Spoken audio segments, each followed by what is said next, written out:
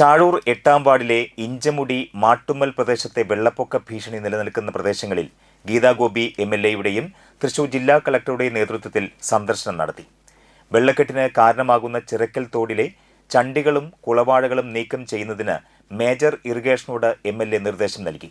ജില്ലാ കളക്ടർ ശിഖ സുരേന്ദ്രൻ, തഹസിൽദാർ, ജില്ലാ പഞ്ചായത്ത് അംഗം KP സന്ദീപ്, ചാഴൂർ ഗ്രാമപഞ്ചായത്ത് president Shilly Jijumon, vice president Shaji, block panchayat president Jyothilakshmi Vasanthan, Anthikad block ആരോഗ്യ വിദ്യാഭ്യാസ standing committee chairperson Rincy Nasar തുടങ്ങിയവർ ഒപ്പമുണ്ടായിരുന്നു.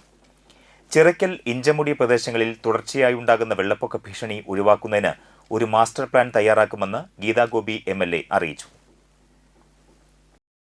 കനാലുകളിൽ തടസ്സം നിർത്തിയിരുന്നുള്ള പലകകൾ മാറ്റുകയും വെള്ളം നീരൊഴുക്ക് തൽക്കാലം നമ്മൾ തടസ്സം മാറ്റി പൂർവ്വസ്ഥിതിയിലേക്കാക്കിയിരിക്കുകയാണ്.